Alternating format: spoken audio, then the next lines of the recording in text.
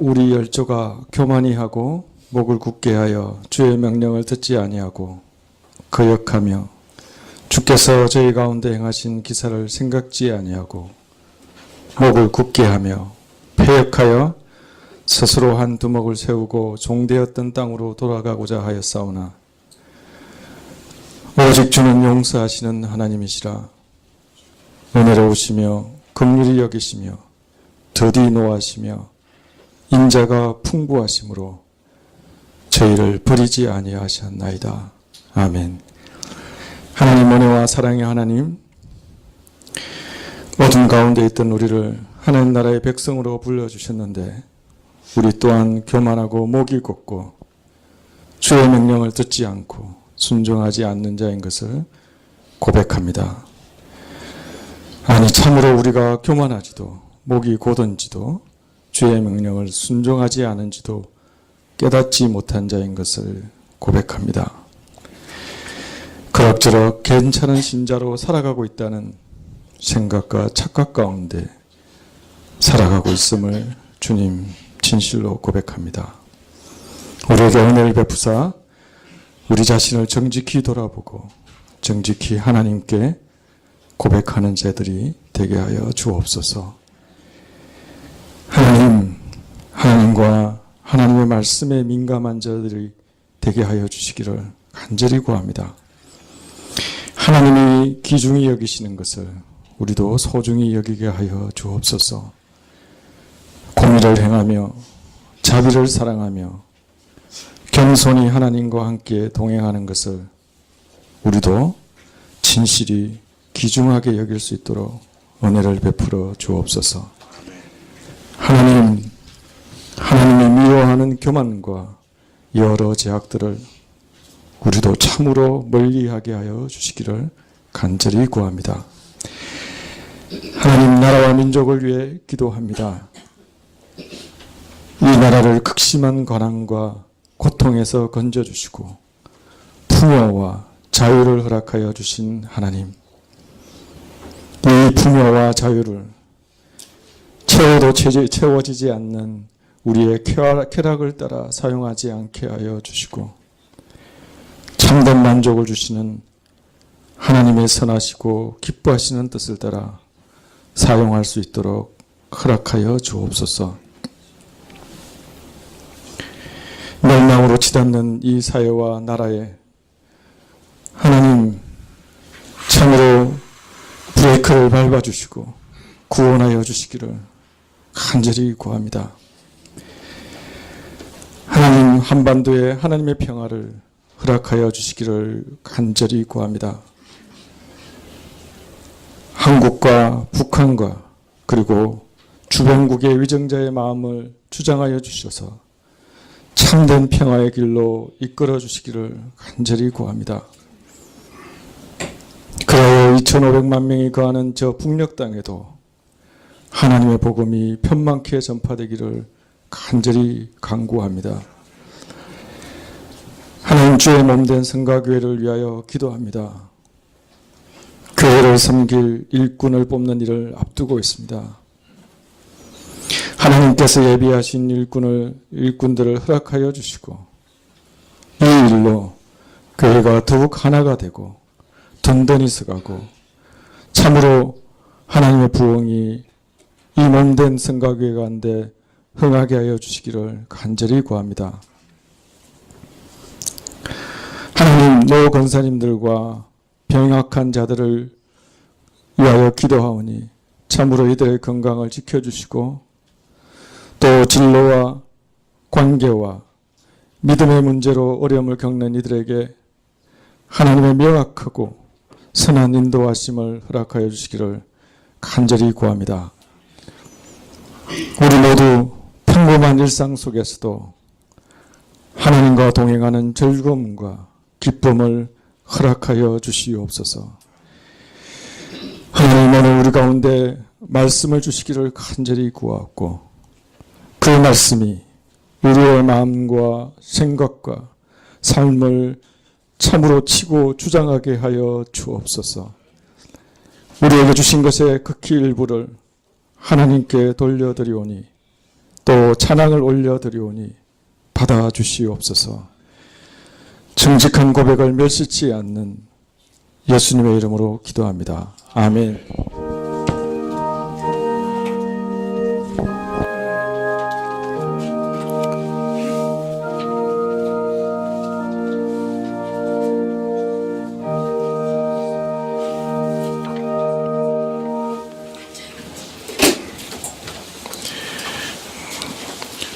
말씀은 유다서 1장 17절부터 21절입니다. 신약 398쪽인데요. 계시록 바로 앞에 있죠. 신약의 거의 마지막에 있는 책입니다. 유다서 1장 17절부터 21절까지 말씀입니다.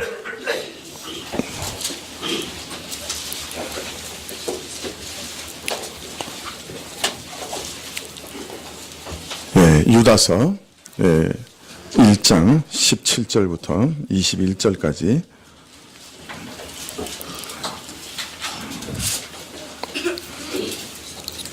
찾으신 줄 알고 제가 봉독해 드리겠습니다.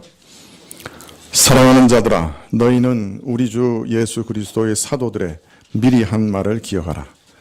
그들이 너희에게 말하기를 마지막 때에 자기의 경건치 않은 정욕대로 행하며 기롱하는 자들이 있으리라 하였나니, 이 사람들은 당을 짓는 자며 육에 속한 자며 성령은 없는 자니라. 사랑하는 자들아, 너희는 너희의 지극히 거룩한 믿음 위에 자기를 건축하며 성령으로 기도하며 하나님의 사랑 안에서 자기를 지키며 영생에 이르도록 우리 주 예수 그리스도의 긍휼을 기다리라. 아멘.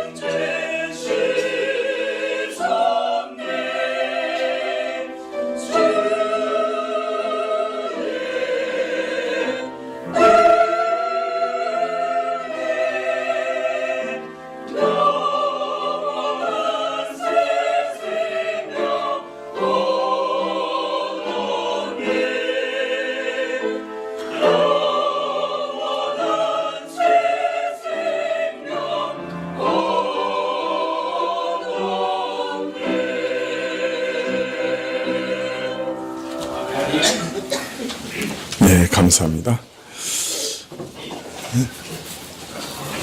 네, 주의 형제였던 예수님의 아마 형제였으리라고 생각하는 유다가 오늘 교회에 침투해 온 이단들에 대해서 어떻게 대처해야 되는가 하는 것을 말씀하고 있습니다. 유다는 먼저 8절에서 이 사람들의 특징에 대해서 말하기를 꿈꾸는 사람들이다 이렇게 얘기합니다. 꿈꾸는 자들. 이런 표현으로 미루어 짐작컨대 지금 교회를 어지럽히는 사람들은 꿈에서 무슨 계시를 받거나 환상을 보고서 그것을 다른 사람들에게 가르치고 퍼뜨리고 있다 하는 것을 짐작할 수 있습니다. 어떻습니까? 보통 이런 사람들은 뭐라 그래요? 직통 계시를 받는 사람들이다. 이제 보통 그렇게 얘기하죠. 뭔가 이렇게 하나님으로부터 자기가 이렇게 직접적으로 뭔가 꿈으로나 환상으로나 또 음성으로나 이런 계시를 받는다. 이런 분들이 있습니다. 근데 이런 분들이 다 그런 건 아니지만 통상 빠지기 쉬운 함정이 있는데 그건 뭐냐면 다른 사람들은 그런 거 보지 못하는데 자기는 이렇게 경험하니까 자기가 아주 대단한 사람이다. 이렇게 생각하기 쉬운 거예요. 사실은 이제 고린도 전서에 보면 우리 가운데 굉장히 많은 은사들을 주시는데 그 중에 정말 귀한 은사들은 마치 심장이나 위나 이거 없으면 이렇게 그리스도의 몸이 지탱할 수 없는 그런 은사들은 바깥으로 화려하거나 그렇게 아름답지 않다 그래요. 심장이 아름답습니까? 그런데 또 그렇지 않지만 하나님께서 또 우리에게 주시는 여러 은사들 중에는 그 외부적으로는 굉장히 아름다운 은사들이 있다 그래요. 그런 게 방언이나 예언이나 뭐 이런 것들이죠. 그래서 사람들이 이렇게 기억하기를 생각하기를 막 방언을 하고 막 알아듣지 못하는 말을 막 교회에서 막 하고 그러면 야, 저 사람 굉장히 신령하고 대단한 사람이다 이렇게 생각하기 쉬운데 고린도 전서에서 말하는 거는 약간 덜 귀하기 때문에 미안하지만 화려하고 아름다운 것을 덧입혀 준 거라 그래요. 그러나 진짜 중요한 거는 심장과 같이 중요한 은사들은 너무 중요한 것이기 때문에 화려한 것을 덧입힐 필요도 없다. 그렇게 얘기를 하세요. 하여튼 그래서 이렇게 막 직통 계시를 받는 것 같고 꿈을 받고 막 환상을 받고 막 이런 분들이 착각하기 쉬운 거는 내가 다른 사람들이 가지지 못하는 이런 일들을 가지니까 나는 정말 대단한 사람들이다. 나는 참 다른 사람보다 더 뛰어난 사람이다. 이런 오해를 하는 거예요. 그리고 자기가 체험한 것 외에는 안중에 두지 않는 경향이 있어요. 심지어는 성경의 가르침도 한 수 아래로 보는 사람들이 있어요. 하나님부터 직접 받는 것이요. 나는 아주 특별한 은혜를 입은 사람들이기 때문에 나는 사도와 방부라고 내가 모든 다른 사람들을 판단하지 나는 그 누구로부터도 판단을 받지 않는다. 이런 생각을 갖고 교회 안에서 자신의 것을 자랑하는 분들이 있습니다. 그리고 보통 이런 마음을 가지시면 교회를 어지럽히게 돼요. 권세와 또 절차를 다 무시하시게 되죠. 자, 이런 사람들이 일어나 교회를 어지럽힐 때 우리는 어디서 진리를 찾아야 되느냐? 무엇으로 모든 것을 분별할 수 있느냐? 오늘 말씀 1장 17절에 사랑하는 자들아 너희는 우리 주 예수 그리스도의 사도들의 미리 한 말을 기억하라. 이렇게 말씀하십니다. 우리 주 예수 그리스도께서 우리 주 예수 그리스도의 사도들이 한 말을 기억하라. 주께서 친히 사도들과 선지자들에게 알려주셨고 또 사도들과 선지자들을 통해 교회에 대대로 전하게 하신 가르침과 이를 기록하여 남긴 성경에서 모든 답을 찾고 성경을 꼭 붙잡으라. 그렇게 가르치고 계신 겁니다. 18절에 그들이 너희에게 말하기를 마지막 때에 자기의 경건치 않은 정욕대로 행하며 기롱하는 자들이 있으리라 하였나니 사도들이 뭘 알려주셨느냐? 사도들은 이 마지막 시대가 미혹의 시대가 될 것을 이미 가르치지 않았느냐? 이 미혹하는 자들은 경건치 않은 정욕, 겉으로는 하나님을 많이 말하고 누구보다 경건한 것처럼 보이지만 실제로는 하나님과는 아무 상관이 없는, 또 오히려 그의 뜻을 짓밟고 기롱하는 자, 오직 자기의 정욕대로 행하며 바른 믿음의 도리와 이를 가르치는 올바른 선생을 조롱하고 비웃기까지 하는 그런 세력이 말세에 수없이 출현하리라고 미리 말하지 않았느냐. 19절에 이 사람들은 당을 짓는 자며 육에 속한 자며 성령은 없는 자니라. 이들은 부패하고 거짓된 이단을 가지고 가만히 교회에 들어와서 퍼뜨리며 자기를 좇는 자들로 당을 지어 교회를 분열시키는 자들이라고 말합니다. 그러나 사실은 이들은 육에 속한 자라, 성령은 없는 자라. 참 무서운 말이죠. 예. 성령께서 우리 안에 계셔야 우리가 신자죠. 그죠? 근데 성령이 없으면 뭐예요? 신자가 아니라는 말이죠. 그냥 여전히 세상 사람이에요. 여전히 교회 들어왔지만 육에 속한 사람이라. 꿈꾼 것을 자랑하고 자기 본 것을 의지하며 자신은 대단한 은혜를 입은 것으로 말을 하지만 교회의 머리이신 그리스도를 붙들지 않는 이런 사람들은 성령이 없고 여전히 육적 상태에 머무는 자에 지나지 않는다. 굉장히 대단하게 보이고 뭔가 막 본 것을 말하고 막 예언을 하고 막 이러니까 야, 저 사람은 정말 신령한 사람인가 보다 착각하기 쉽지만 불신자나 마찬가지다. 이렇게 말씀하고 있는 것이죠. 20절에 사랑하는 자들아, 너희는 너희의 지극히 거룩한 믿음 위에 자기를 건축하며 성령으로 기도하며 하나님의 사랑 안에서 자기를 지키며 영생에 이르도록 우리 주 예수 그리스도의 긍휼을 기다리라. 믿음이 성숙한 자의 모습은 내가 다 이루었다, 나는 뭐든지 할 수 있다, 그런 모습 아니라는 거예요. 오히려 바른 말씀 안에서 자신의 믿음을 계속해서 건축해가는 자들이 성숙한 자들이라는 거예요. 성령으로 기도하는 자들이라고 그래요. 자신의 어둡지 않은 생각과 지혜, 자신의 부패한 욕심과 더러운 욕망과 이익을 쫓아 하나님 앞에서 이것을 해주십시오, 저것을 해주십시오 구하는 사람이 아니라 오직 성령께서 하나님의 말씀으로 가르쳐 알리시는 그 뜻을 따라서 자신을 온전히 하나님의 은혜와 능력에 맡기면서 하나님의 사랑 안에서 내게 필요한 모든 도움을 하나님께 구하는 그런 사람이 참으로 신령한 자라. 그것이 바로 믿는 자의 모습이다. 이렇게 말씀하시는 거예요.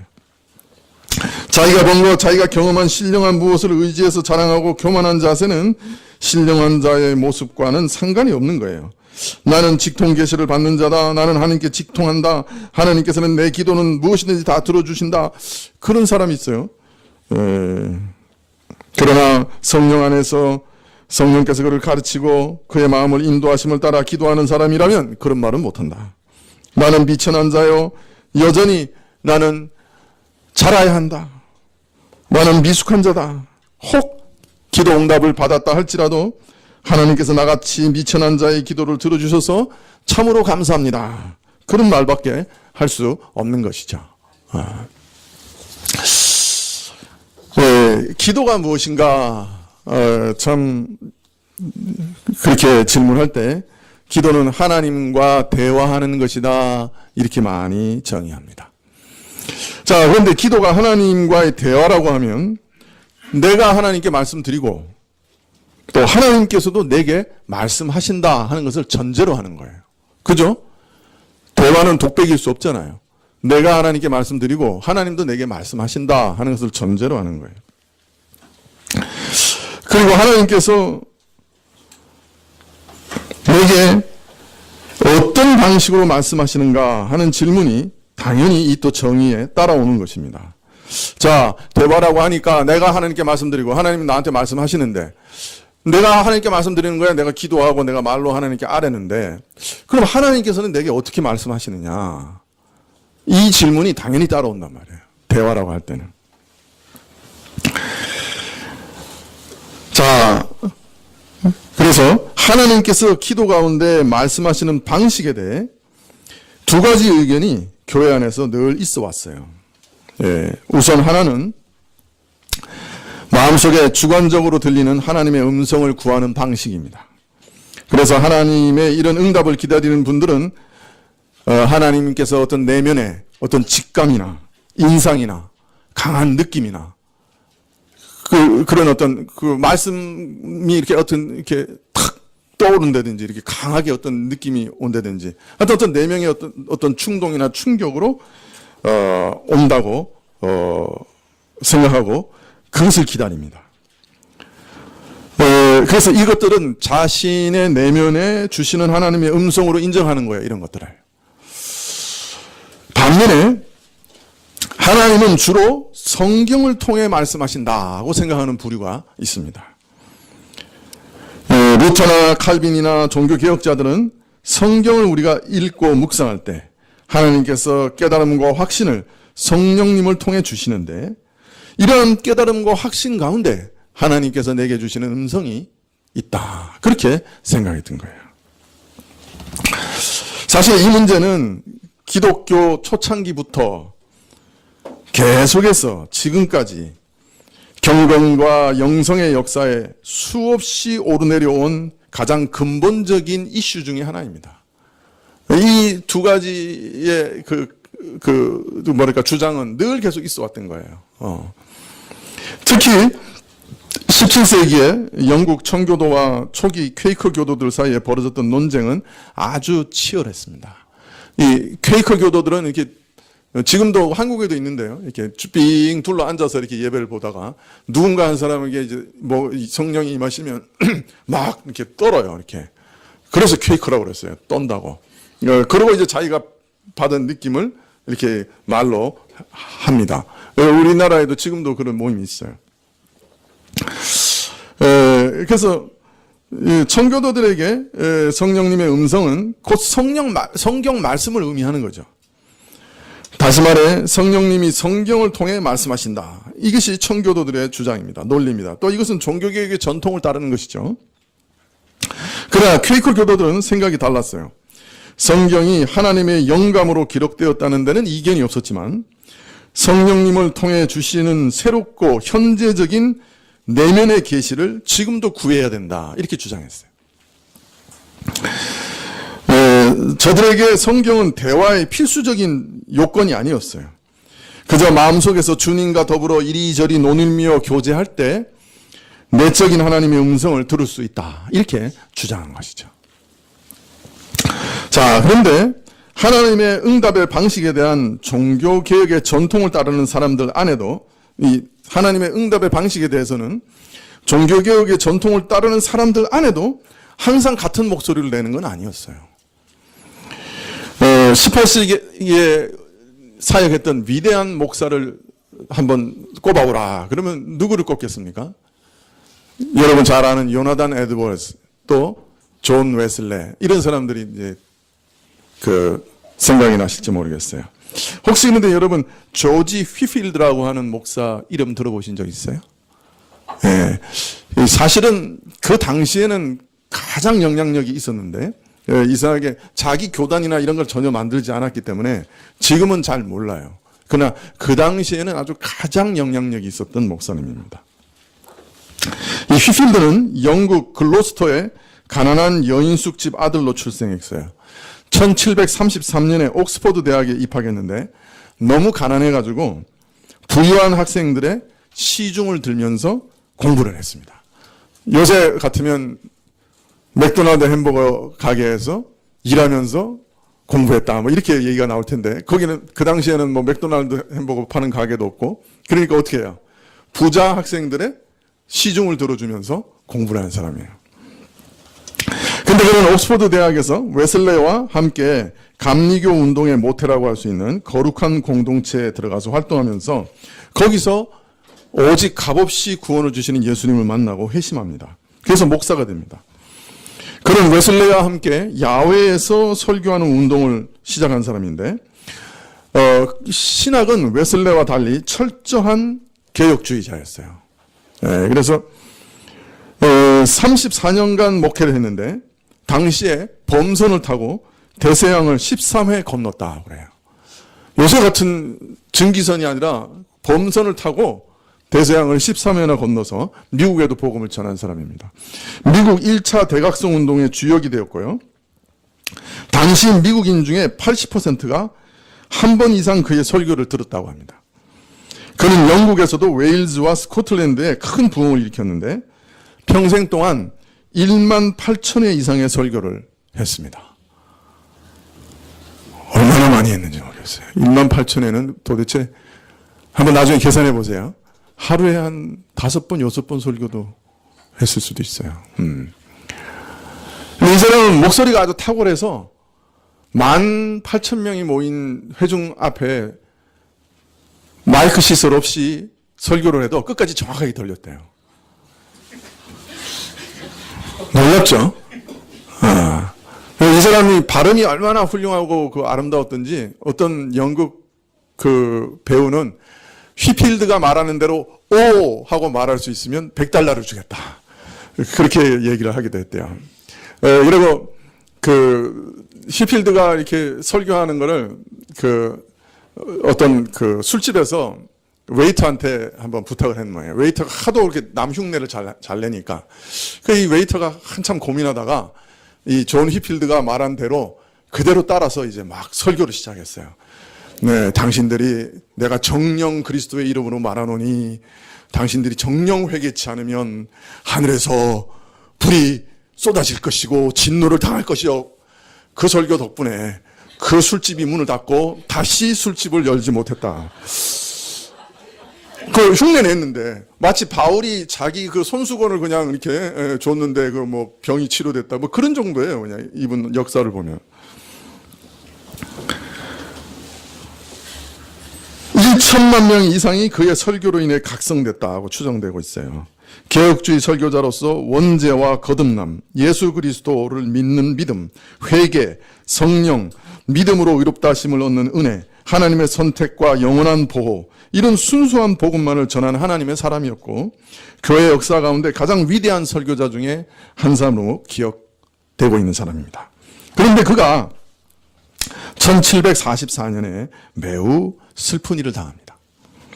1743년 말 휘필드와 아내 엘리자베스 사이에 첫 번째 아이가 태어납니다. 사내 아이였습니다. 아버지는 아기가 잘 자라서 영원한 복음을 선포하는 설교자가 될 것이라는 인상을 강하게 받았습니다. 아버지는 아기가 잘 자라서 참 하나님의 훌륭한 목사가 될 것이라고 확신한 거죠. 이를 하나님의 감동으로 여긴 휘필드는 아들에게 세례 요한의 이름을 따 존이라는 이름을 주었습니다. 그 헬라어로 요한의 영어 발음이 존이거든요. 그래서 존이라고 이름을 붙인 거예요. 세례 요한이라는 이름이죠. 마침 어머니의 이름도 엘리자베스인데 헬라어의 엘리사벳에서 온 거예요. 엘리사벳이 누구예요? 네? 세례 요한의 엄마잖아요. 그 엄마 이름도 엘리사벳이고 그래서 아들 이름도 존으로 붙인 거예요. 세례 요한의 이름을 붙였어요. 그러니까 아주 휘필드가 아주 강한 소망을 가지고 아이의 이름을 지었다 하는 것을 알 수 있죠. 휘필드는 수많은 교인들 앞에서 아들에게 세례를 주면서 하나님이 장차 아기를 통해 큰 일을 행하실 것이라고 아주 설교를 했어요. 대놓고. 그는 다른 모든 것은 청교도의 전통을 따르면서도 마음에 주어지는 강한 인상과 감정을 하나님의 음성으로 인정하는 면에서 청교도 전통과 달랐죠. 그래서 요나단 에드워즈가 이 사실을 계속 지적했어요. 사실 휘필드한테 위험하다고. 그런데 생후 4개월에 접어든 어느 날 아기가 갑자기 발작을 일으켜서 숨을 거두고 맙니다.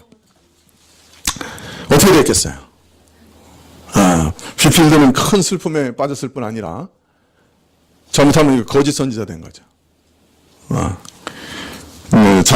자신이 교인들을 잘못 인도하여 똑같은 망상에 빠지게 만들었음을 통감하고 공개적으로 회개하지 않을 수 없었어요.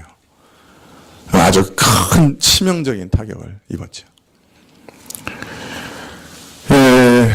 물론 교회 역사를 보면 하나님께서 어떤 사람의 마음에 깊은 인상으로 즉흥적으로 떠오르는 생각으로 어떤 충동을 주셔서 슬기롭게 행동하도록 올바른 길을 선택하도록 도운 예들이 많이 있습니다. 어떤 음성이 들리고 어떤 것이 보이는 거죠. 영국의 아주 유명한 선교사님이 선교사가 되기 전에 사도행전을 읽었는데 너는 온 땅에 나가 복음을 전하라 하는 말씀을 읽고 있는데 밑줄에 인도, 중국, 아프리카 그게 보였다는 거예요. 자기 눈에. 자기 눈에는. 네, 그래가지고 아주 사역을 잘 마치고 나중에 인생을 돌아보니까 자기가 사역한 곳이 인도, 중국, 아프리카들에 어떤 그런 역사들이 있을 수 있는 거죠. 그죠?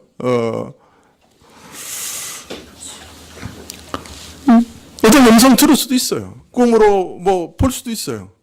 그런데 문제는 이런 방식은 지금 오늘 읽은 우리 유다서나 또 휘필드의 예를 볼 때 신뢰하기가 어렵다는 거예요.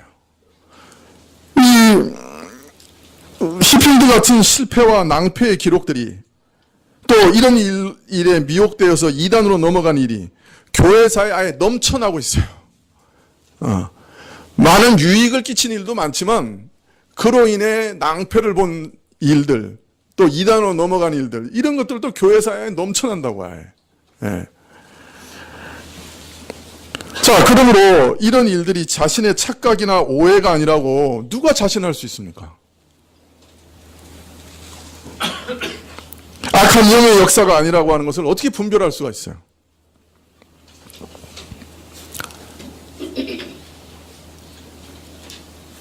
이런 말 해도 되나 모르겠는데 또 내 거짓 선지자로 또 몰릴라. 제가 올해 이렇게 들어오면서 우리 교회 사업하는 분들을 위해서 이렇게 기도하는데 사업하는 분들이 어렵다고 다 난리잖아요. 올해는 정말로 이제 무슨 수를 쓰든지 폐업을 하든지 막 이런 얘기가 막 들려서 사업하는 분들을 위해서 기도하는데 이상하게 마음에 올해는 작년보다 나을 거다 이런 확신이 자꾸 드는 거야.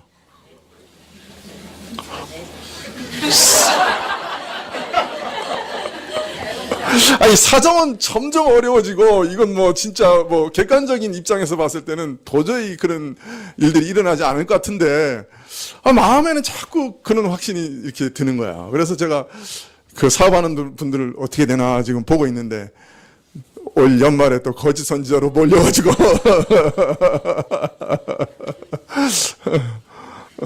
하여튼 견디게 하시고 또 승리하게 하시리라 이런 확신이 자꾸 드는 거예요. 예. 기도하십시다. 우리 사업하는 분들 위해서. 예. 하여튼 그런 어떤 그런 근거가 없죠. 그런데 그 내면에 어떤 그런 생각들이 들어올 때가 있는 거죠. 그러나 이것을 성경 원리에 비춰봐도 참 어떻게 분별해야 될지. 그죠? 이런 모든 것들은 성경의 원리로 비춰 분별해야 되는데 이걸 정말 어떻게 분별해야 될지 이게 참 쉽지 않은 일이란 말이에요. 자, 그러면 하나님의 음성을 어떻게 듣는 것일까? 틀림없고 정확한 하나님의 음성은 어떻게 듣는가? 개혁자들은 하나같이 성경을 통해서라고 대답을 합니다. 성경을 통해서 하나님의 음성을 듣는다. 하나님께서는 선지자들의 입에 사도들에게 자신의 말씀을 맡기셨어요. 말씀을 받은 선지자들과 사도들은 그 내용을 글로 옮겼어요. 그리고 이제 사도들과 선지자들이 다 사라진 뒤에도 누구나 주님의 말씀을 올바르고 제대로 읽을 수 있고 들을 수 있게 된 거예요. 그런데 이 성경은 그냥 기록으로 남아 있어 오늘 면면하게 내려오는 것이지만 히브리서 기자는 이 성경을 뭐라고 말씀하시냐면 하나님의 말씀은 살았고 운동력이 있다 이렇게 얘기해요. 기록된 글이지만 그 글이 그냥 기록으로 남아있는 것이 아니라 사실은 살았다 그래요. 살았다. 그리고 운동력이 있다. 그렇게 얘기해요. 지금도 기록된 이 말씀이 생생하게 살아있고 활력이 있다고 말하는 것입니다. 그러므로 하나님께서는 이 말씀을 통해 기록된 말씀을 통해 가장 확실하고 순수한 자신의 음성을 오늘도 우리에게 우리 신자 개개인에게 들려주시는 거예요. 성경 말씀을 깨달아 안다고 하는 말은 그저 하나님에 대한 정보를 하나 더 얻었다는 뜻이 아닙니다. 성경 말씀이 열려 깨닫게 된다고 하는 것은 하나님께서 내게 지금 자신의 말을 하고 계신다 하는 것을 뜻하는 거예요. 믿고 의지하는 마음으로 부지런히 관심을 쏟는다고 하면 성경은 하나님의 음성으로 실제로 우리에게 들리게 되며 주님을 만나는 창구가 되는 것입니다. 에덴 동산에서 하나님은 사람과 함께 거니셨다 그렇게 얘기하고 있어요. 왜 거니셨어요? 사람들과 함께 에덴 동산에서 교제하시려고요. 이야기하시려고요. 상상해 보세요. 그런 데는 좀 상상력을 발휘하셔야 돼요. 하나님과 사람이 함께 거니면서 친구처럼 얘기했단 말이에요. 그 에덴 동산에서 있었던 일이란 말이에요.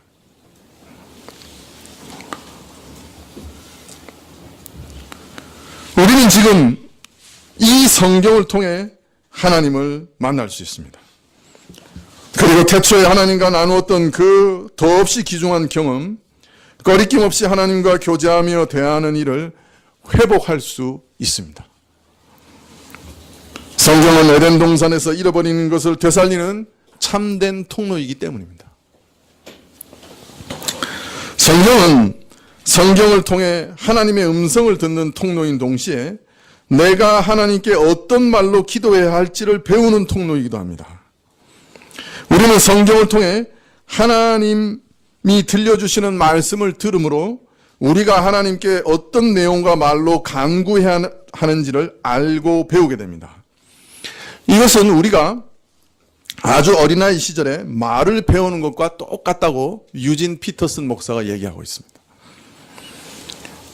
우리는 매우 어린 나이에 말을 배웠기 때문에 어떻게 말을 배웠는지 전혀 기억하지 못하고 또 스스로의 힘과 의지로 말문이 트였다고 생각하기 쉽다. 그러나 그렇지 않다. 누군가가 먼저 말을 걸어온다.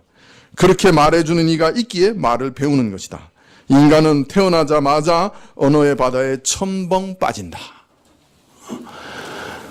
그래서 최근에 많은 조사에서 아이가 어릴 때 많은 단어를 배우면 배울수록, 많이 들으면 들을수록 두뇌 활동이 활발해지고 지능이 높아진다. 그런 연구가 자꾸 나오고 있어요. 아이가 알아듣지 못하는 것 같아도 계속 말을 해줘야 돼요. 예. 그래서 우리 교회 아이들 오면 자꾸 말을 해주세요.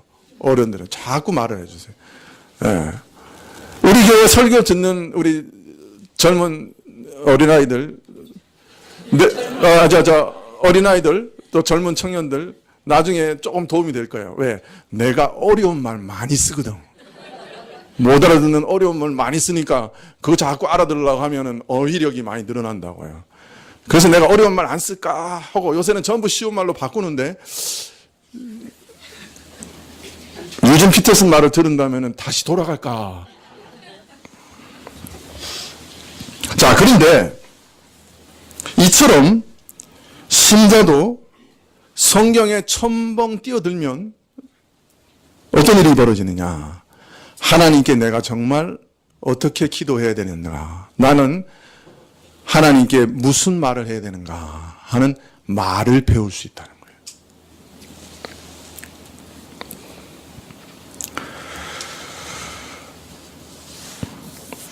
하나님과 올바로 대화하기 위해서도 우리는 성경이 필요해요. 온 마음을 다해 성경에 기록된 한 구절 한 구절에 깊이 몰입하게 하는 게 기도하는 법을 배우는 유일한 길이라는 겁니다. 가난아이가 말을 배우듯이 성경의 하나님의 말씀에 깊이 침잠하지 않으면 우리 기도는 제한적이 되고 피상적인 수준에 머물 뿐 아니라 본질에서 벗어나 엉뚱하게 흘러가기 쉽다는 거예요. 성경에서 우리가 기도를 배우지 않으면 우리 나름대로 이게 기도이겠거니 하고 자꾸 기도하다가 엉뚱한 곳으로 나가버린다.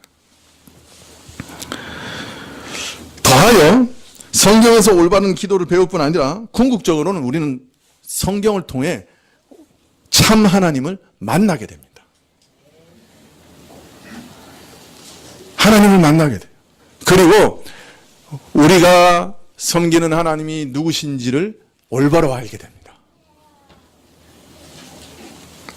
그래서 그 하나님과 교통하는 일이 일어나는 거예요. 자, 성경은 내가 말을, 기도를 배우는 통로이지만 근본적으로는 하나님의 음성을 듣는 통로입니다. 종교개혁자들과 청교도들은 어떻게 성경을 통해 하나님의 음성을 듣느냐 할 때 항상 묵상을 통해 하나님의 음성을 듣는다 이렇게 얘기합니다. 묵상이 뭐냐? 우리 주보 앞에 시편 1편이 기록되어 있는 거 아세요? 한 번이라도 보신 적 있으세요? 네. 이 주보가 지금 굉장히 많은 말을 하는데 일일이 설명은 드릴 수 없고, 그러나 앞에 보면 복 있는 사람은 악인의 꾀를 쫓지 아니하며 죄인의 길에 서지 아니하며 오만한 자의 자리에 앉지 아니하고 오직 여호와의 율법을 즐거워하며 그 율법을 주야로 묵상하는 자로다. 저는 시냇가에 심은 나무가 시절을 쫓아 과실을 맺으며 그 잎사귀가 마르지 함과 같으니 그 행사가 다 형통하리로다. 이렇게 되어 있는데 여기 뭐가 나옵니까? 묵상하는 자가 나옵니다. 청교도들은 이 묵상에 대해서 이렇게 정의합니다. 성경 공부와 다르고 성경을 읽는 것과 다르고 성경 공부와 성경 읽기에 중간쯤 있는 거다. 이게 무슨 소리냐? 자, 그러니까 성경을 연구하는 것과는 다르고 성경을 쭉 읽어나가는 것과는 다르고 그런데 성경을 그 중간 정도가 묵상이다. 이게 아주 애매한 정의인데요. 성경에서 시편 1편에서 묵상이라고 하는 말은 작은 말로 읊조리는 말인 거예요. 계속 같은 말을 되풀이해서 읊조리는 거예요. 어떤 면에서는 그 말씀을 암송하고 그 말씀이 내게 스며 들어오도록 계속 작은 소리로 암송하면서 읊조리는 거예요. 자꾸 그 말씀을 생각해 보는 거예요. 종교개혁자들은 이러한 묵상을 하나의 방식으로 우리에게 제시합니다.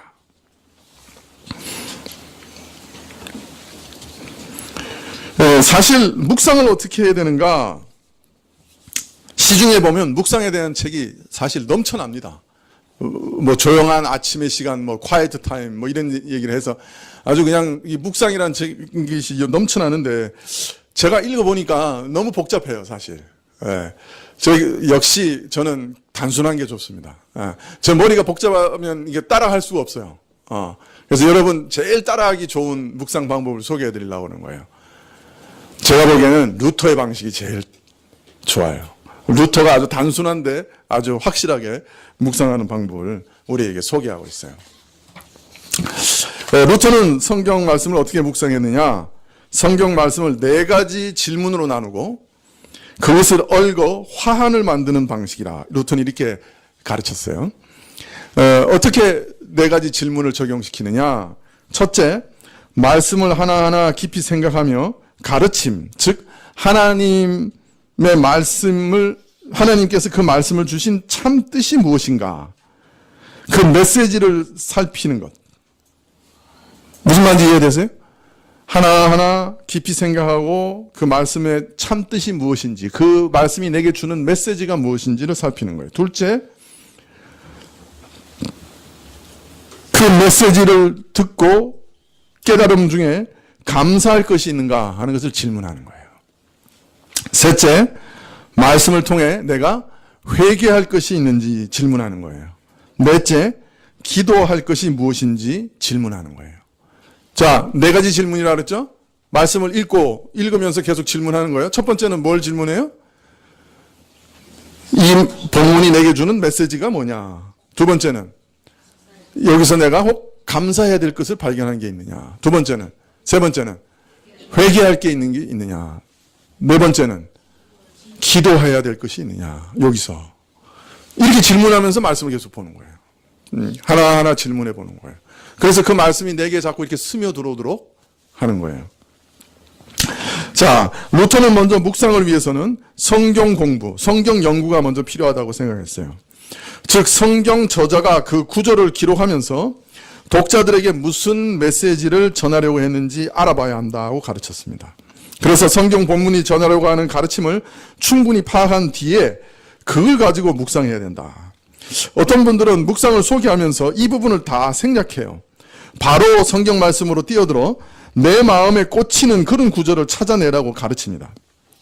즉 성경이 말씀하고자 하는 메시지를 먼저 파악하는 일은 등한히 한 채 하나님께서 개인적으로 내게 들려주시는 어떤 말씀을 듣는 일에 초점을 맞추라고 하는 것이죠. 그러나 이런 경우에는 성경의 원저자이신 성령께서 말씀하시려고 했던 내용과는 전혀 다른 의미로 말씀을 해석하기 쉬워요. 거기 그래서 마음이 사로잡힐 가능성도 있어요. 그렇게 되면 성경에 기록된 하나님의 음성이 아니라 스스로의 심정이나 현재 속해 있는 자신의 환경과 문화, 세상 풍조가 들려주는 목소리, 그런 것에 귀를 기울이기 쉬워요. 하나님, 내가 참 이사를 가야 됩니까? 말아야 됩니까? 성경을 읽다가 갑자기 창세기 12장 딱 읽었어요. 내가 본토 친척 아비 집을 떠나, 이사 가야 되는구나. 뭐 이런 식으로 해석을 하는 거예요. 그러면 그 말씀의 원래 메시지하고는 상관없잖아요. 내 처해 있는 상황을 따라서 그 메시지를 가져와 버린 거잖아요. 그죠? 그렇게 되기 쉽다는 거예요.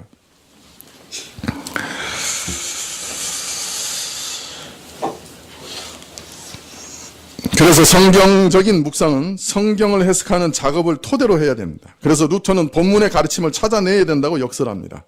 미리 본문을 공부한 적이 있어서 속뜻과 가르침을 잘 알고 있으면 금방 끝날 것이지만 본문을 제대로 파악하지 못한 상태로 가면 제대로 묵상을 할 수 없을 것이에요. 예를 들어 십계명을 묵상하려고 할 때 하나님의 이름을 망령되이 일컫는 게 무슨 소린지 모른다고 하면 먼저 그것을 연구하고 그 뜻을 마음에 새기고 나서 거기서부터 다른 생각들을, 묵상을 이어가야 된다고 가르치고 있습니다.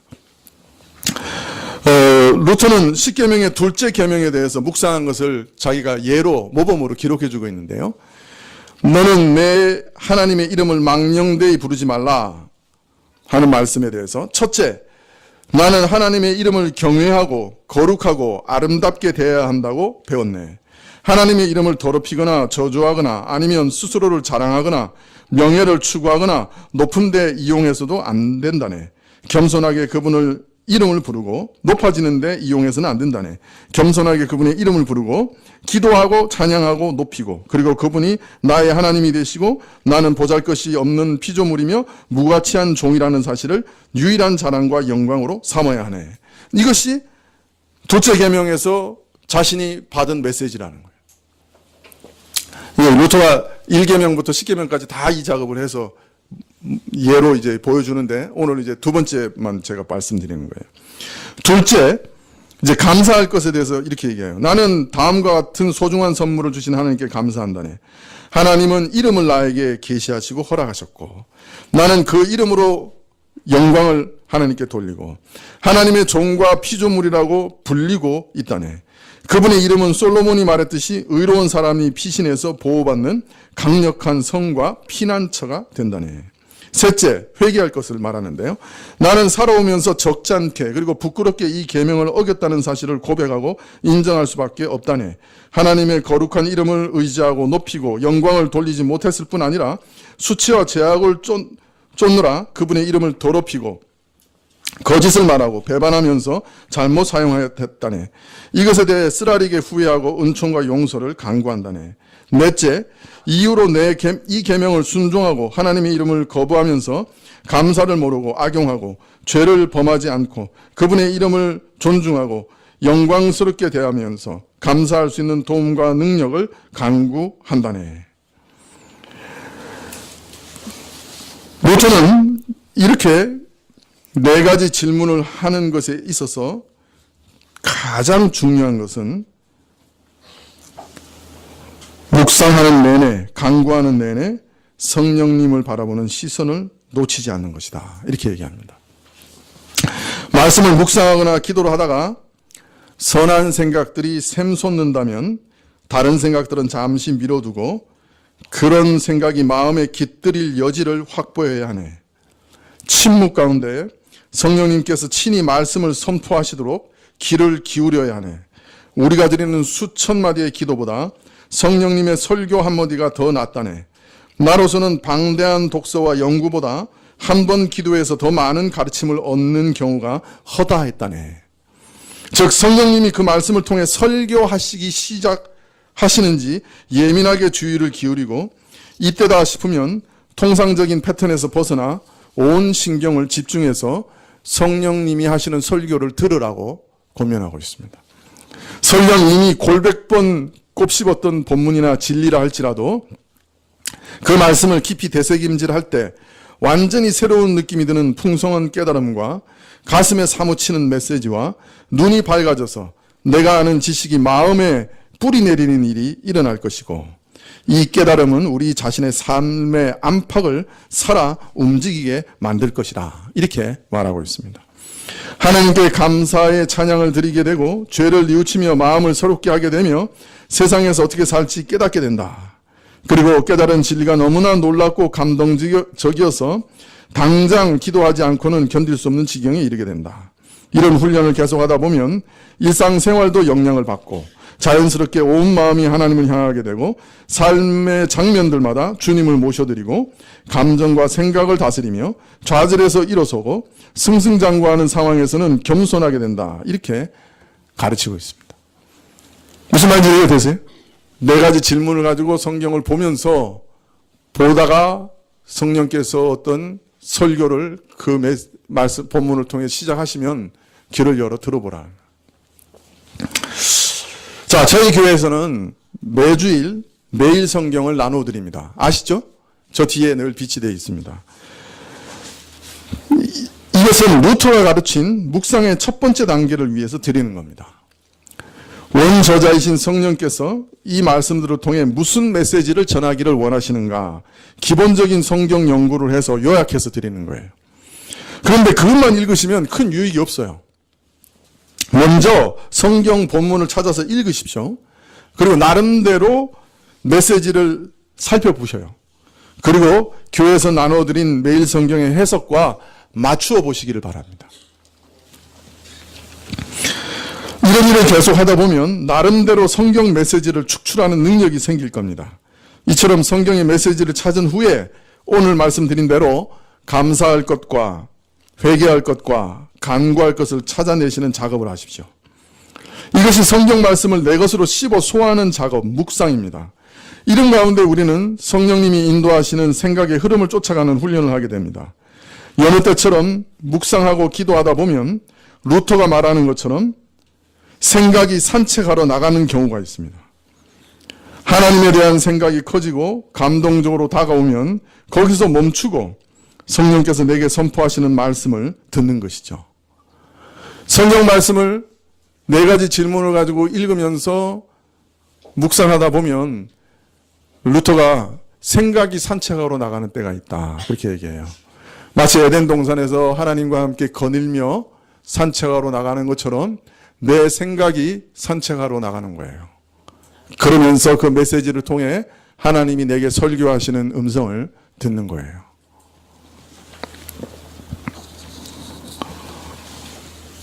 하나님에 대한 생각이 내게 다가오면 그 속에서 감동적으로 다가오면 성령께서 내게 선포하시는 말씀을 듣는 거예요. 성경 말씀이 내 심령에 환히 조명되고 비춰진다 하는 것이 무슨 뜻인지 그때 알게 될 거예요. 그리고 이런 성령의 비침은 묵상의 처음 단계부터 회개, 감사, 간구 어디에서나 경험할 수 있는 것이죠. 그리고 이런 성령의 깨우침은 우리로 하여금 더욱 자유롭고 더 깊이 기도할 수 있는 힘을 주십니다. 우리가 아래는 간구의 깊은 동기들을 다 드러내시는 일이 되고 갖가지 관심사를 하나님 앞에 힘있게 하나님의 성품에 합당하게 올바르게 아뢰릴 수 있게 됩니다. 이처럼 말씀과 기도는 서로 상승작용을 해서 우리 기도의 깊이를 더하게 합니다. 루터는 이런 묵상과 기도를 하루에 2번 정도 하는 것을 권하고 있습니다. 아침에 일어나자마자 또 저녁에 자기 전에 이렇게 2번 하기를 권면하고 있습니다. 우리가 매일 성경을 사용한다면 먼저 해당 성경을 읽고 메시지를 찾고 매일 성경과 비교해보고 거기서 감사와 회개와 간구를 찾아 기도하는 일로 시작하면 좋습니다. 해보십시오. 20분 안 걸립니다. 저녁에 자기 전에는 일정한 계획을 따라 성경을 읽으면서 하루를 돌아보고 감사할 것과 회개할 것을 찾고 간구할 것을 기도하고 잠자리에 든다면 참으로 좋을 것이에요. 이것이 계속 반복되면 내 삶 전체가 하나님 말씀 속에서 인도함을 받게 될 것입니다. 이런 훈련이 안 돼 있으면 신자는 어떤 급작스러운 공격이나 환난 가운데 그냥 넘어지기 쉬워요. 그러나 이것은 나무가 뿌리를 깊이 물에 시냇가에서 내리는 것처럼 우리로 든든하게 붙잡아 주는 것이 돼서 우리로 자양분을 얻게 하고 열매를 얻게 만들 겁니다. 여러분, 오늘부터 시작하십시오. 시간이 됐지만 마지막으로 한 가지만 더 말씀드리고 싶은데, 존 오웬이라고 하는 영국의 아주 유명한 청교도가 이 묵상하는 일에 있어서 한 가지 주의할 일에 대해서 우리에게 얘기합니다. 묵상에 관한 이런 모든 과정을 다 밟고 나면 어김없이 심령 가운데 사랑이 넘쳐나고 성령님이 루터에게 하신 것처럼 새롭고 신기한 방식으로 생각을, 지평을 열어주시리라고 기대하면 안 된다. 뭐라고요? 기대하면 안 된다. 루터의 경험은 언제나 누구에게든 일어나는 보편적인 현상이 아니다. 영적으로 메마르다 못해 마치 하나님이 계시지 않은 것 같은 느낌 속에서 묵상과 기도를 마칠 때도 아주 많이 있다.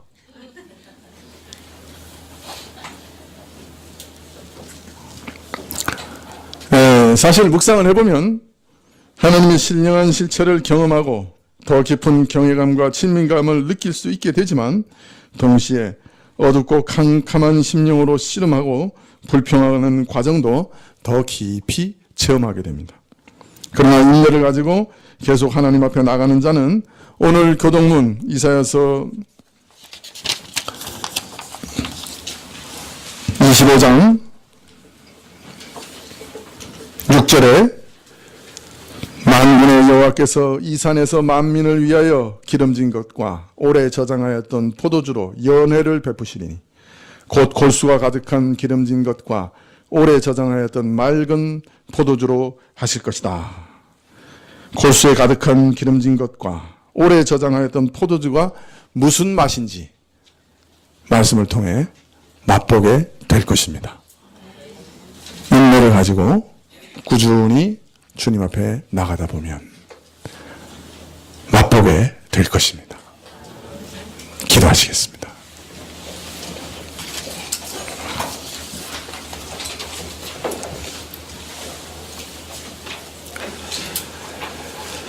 주께서 이 기록된 말씀이 살았고 운동력이 있는 말씀이라 하셨습니다.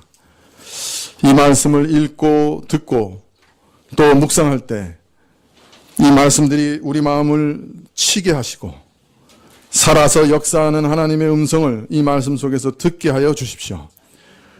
주님, 이러한 일들을 우리 인생 가운데 계속 경험할 수 있도록 도와주십시오. 그래서 주님과 동행하며 교제하며 에덴 동산에서의 그 교제를 회복하는 일을 오늘 이 땅에서도 맛보게 하여 주십시오. 예수님의 이름으로 기도합나이다. 아멘. 예, 235장 찬송하시겠습니다.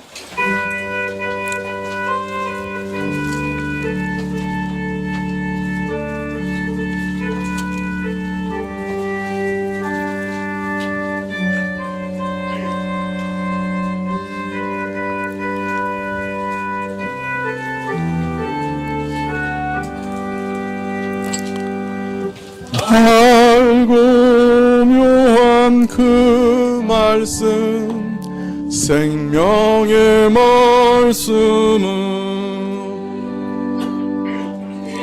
귀한 그 말씀 진실로 생명의 말씀이 나의 길과 믿음 밝히 보여주니 아름답고 귀한 말씀 생명샘이로다. 아름답고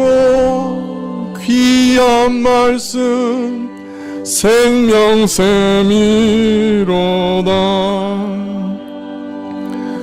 귀한 그 말씀 내 노래 제목이 되도다. 모든 사람의 복주는 생명의 말씀을 값도 없이 받아 생명길을 가니 아름답고 귀한 말씀 생명샘이로다. 아름답고 귀한 말씀 생명샘이로다.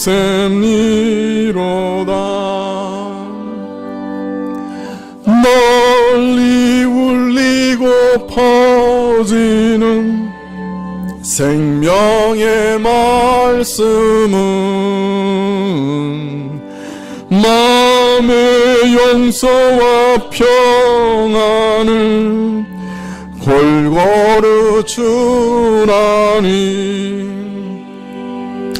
다만 예수 말씀 들어 복을 받네. 아름답고 귀한 말씀 생명샘이로다.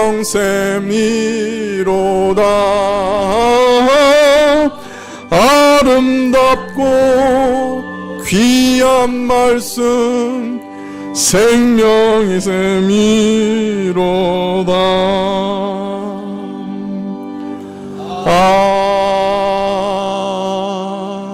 아멘. 지금은 우리 주 예수 그리스도의 은혜와 하나님 아버지의 그 크신 사랑과 이 은혜와 사랑을 깨닫게 하시고 누리게 하시는 성령님의 교통하시고 역사하심이 하나님의 말씀 안에 기록된 말씀 안에서 하나님의 음성을 들으며 하나님과 일평생 동거하며 교제하기를 원하며 머리 숙인 주의 백성들 위해 지금부터 영원까지 함께 하실지어다.